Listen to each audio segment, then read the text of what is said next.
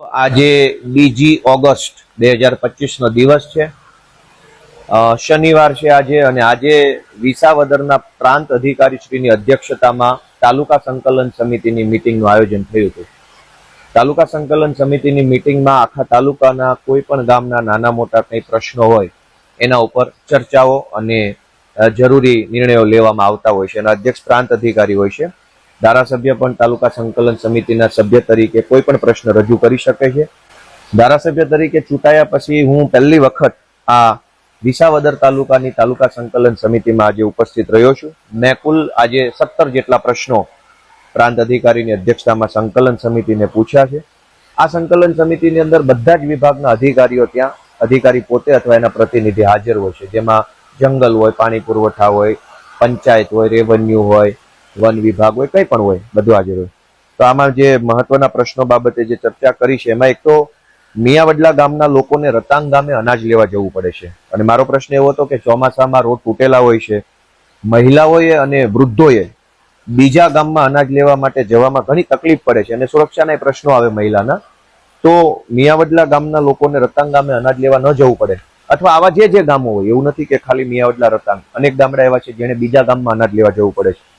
તો મહિલાઓ, વૃદ્ધો અને ખરાબ રોડ રસ્તા ત્રણેય પરિબળો ધ્યાનમાં લઈ તમામ ગામોની અંદર બીજા ગામમાં અનાજ લેવા જવું ન પડે તે માટે બ્રાન્ચ ફાળવવી અથવા તો મોબાઈલ ડિલિવરી વાનની વ્યવસ્થા કરવા બાબતે આજે મેં પ્રશ્ન રજૂ કર્યો છે પ્રાંત સમક્ષ સંકલન સમિતિની મીટિંગમાં. દાદર ગામથી ઈશ્વરિયા ગીર સુધી જાહેર માર્ગમાં દાદર નદી ઉપરનો પુલ જે છે એ 5 વર્ષથી તૂટેલી હાલતમાં છે અને ચોમાસામાં રસ્તો બંધ થઈ જાય છે અને ગામ સંપર્ક વિહોણું થઈ જાય છે. તો આ રસ્તો પણ બને એ બાબત માટે મેં રજૂઆત કરી છે કે આ પુલ બનાવવા માટેની શું યોજના છે. જેમાં ચર્ચા દરમિયાન એવું આવ્યું કે પુલ થોડોક સાઇઝ એની મોટી છે, એટલે ધારાસભ્યની ગ્રાન્ટમાંથી કે એટીવીટીની ગ્રાન્ટમાંથી બની શકે એમ નથી. એની વધારે રૂપિયાની રિક્વાયરમેન્ટ વાળો પુલ છે, એટલે એને આગળની મિટિંગમાં ચર્ચા અને ત્યાં સુધી અભ્યાસ કરવા માટે આ પ્રશ્ન રાખ્યો છે. ઝાંઝેસર નામનું ગામ જે છે એ ગામ સંપાદિત થયેલું નવું ગામ છે. જૂનું ગામ આખું જે છે એ ડૂબમાં જતું રહ્યું છે. નવું જે ઝાંઝેસર ગામ બનાવ્યું છે, આ ગામમાં ઘણા બધા વ્યક્તિઓને પોતાનો પ્લોટ ફાળવ્યો એની સનદ નથી મળી અને આ ગામના પ્લોટની વિગત જે છે ગામ નમૂના નંબર 2 માં ઉમેરવામાં નથી આવી. આ પ્રશ્ન પણ રજૂ કર્યો છે, જે બાબતે અભ્યાસ કરીને, કેમ કે આ જળ સંપત્તિ વિભાગ જે છે પાણી પુરવઠા વિભાગ દ્વારા સંપાદિત કરવામાં આવ્યું છે, એટલા માટે. આ સિવાય લીલિયાથી જાંબાળા રોડનું કામ 2 વર્ષ પહેલા ચાલુ કરવામાં આવેલ હતું, પરંતુ એમાં મેટલ કામ પૂરું થઈ ગયા પછી આજ દિવસ સુધી ડામર કામ કરવામાં નથી આવ્યું. તો આ લીલિયાથી જાંબાળા રોડનું કામ પણ વહેલી તકે ડામર રોડ થાય ચોમાસું પૂરું થયા પછી, એ બાબતની ચર્ચા થઈ છે. ખાંભાગીરથી ઈશ્વરિયા રોડનું કામ 2 વર્ષ પહેલા ચાલુ કર્યું હતું, એમાં મેટલ કામ થઈ ગયું હતું, પણ આજ દિવસ સુધી ડામરનું કામ નથી થયું. આ પ્રશ્નમાં ચર્ચા એવી થઈ છે કે 2021-22ના વર્ષમાં મેટલ કામ પૂરું થયા બાદ એજન્સી છે એ અધવચ્ચેથી કામ છોડીને ભાગી ગઈ. હવે ડામર લગાવવાનો જે પ્રશ્ન છે એમાં ટેકનિકલ પ્રશ્ન એ આવ્યો છે કે મેટલ 2021-22માં કર્યા પછી ડામર નહીં લાગવાના કારણે અત્યાર સુધીમાં મેટલ પણ ઉખડી ગયું છે, એટલે હવે મેટલ જ નથી તો ડામર શેના ઉપર લાગશે? તો નવેસરથી મેટલ કામ થાય પછી એની ઉપર ડામર કામ થાય, એ બાબતની આજે રજૂઆત ચર્ચા કરેલી છે. કાલસારીથી ભૂતળી તરફ જતો રસ્તો જે છે અત્યંત ખરાબ હાલતમાં છે. આ રસ્તો એક સરકારની યોજના પ્રમાણે કોઈ પણ રોડના ચોપડામાં નથી, પ્લાન રોડ કે નોન પ્લાન રોડ એવું બધું હોય છે, એક પણ રોડમાં આવતો નથી, એટલે આ રસ્તો બનાવવા બાબતે બાકી છે. નાની મોણપરી ગામમાંથી સામા કાંઠે પ્લોટમાં જવા માટે માઘિયો નદી ઉપર જે પુલ બને છે એનું કામ લાંબા સમયથી અધૂરું છે. તો આ કામ ક્યારે પૂરું થશે, કેવી રીતે, ક્યાં અટવાયું છે, એ બાબતની ચર્ચા પણ આજની મિટિંગમાં થઈ છે. શિરવાણિયા ગામનું સ્મશાન જે છે એ નદીના સામા કાંઠે આવેલું છે.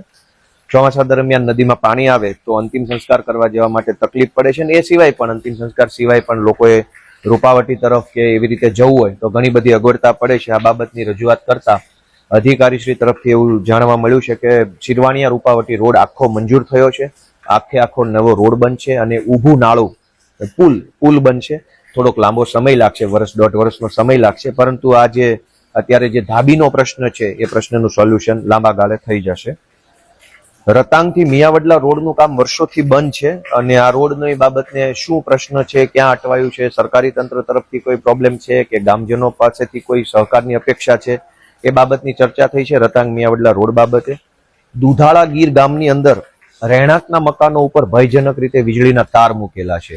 આખા ગામની અંદર વીજળીના તાર જે નીકળ્યા છે એ ભયજનક રીતે લોકોના અગાસી ઉપરથી, લોકોની દિવાલ પાસે, લોકોના ઘર પાસે, બારી પાસે આવે છે.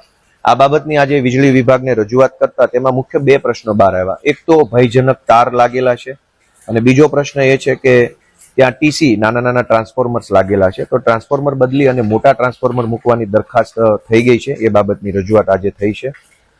આ સિવાય પીરવડ ગામે વાસ્મો યોજના અંતર્ગત લોક ભાગીદારીથી સમ બનાવવા માટે ગામજનો પાસેથી લોકફાળો લઈ લીધો છે, પરંતુ કામ ચાલુ થયું નથી. આ પ્રશ્ન પણ હતો. જૂની ચાવંડ ગામે આંગણવાડી મંજૂર થઈ છે, પરંતુ કામ ચાલુ થયું નથી. એ બાબતનો પ્રશ્ન છે.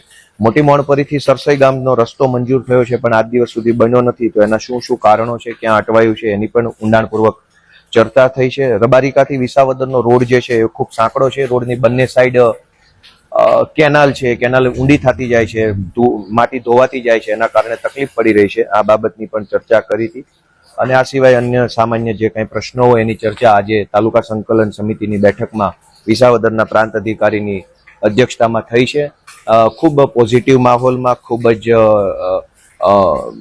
સકારાત્મક રીતે આ આખી મિટિંગ થઈ છે. હું આશા રાખું છું કે આ બાબતે કોઈ સારું નિરાકરણ અને નિવેડો આવશે. તો જનતાને જાણવાનો એ હક છે કે જનતાએ જે કંઈ જનપ્રતિનિધિને ચૂંટણીમાં મત આપ્યો છે, જનપ્રતિનિધિ શું કરી રહ્યા છે, ક્યાં જઈ રહ્યા છે, કોને મળી રહ્યા છે, શું વાતચીત થઈ છે, એ જણાવવું એ મારી ફરજ છે. એટલે હું જ્યારે જે સરકારી મિટિંગમાં જાઉં છું એ બાબતની જાણ જનતાને કરતો હોઉં છું. એટલે કે લાંબા સમયથી પડતા પ્રશ્નો હોય એને તાલુકા સંકલન, જિલ્લા સંકલનમાં પૂછવાથી એના ઘણા બધા જવાબો ત્યાંથી મળતા હોય છે.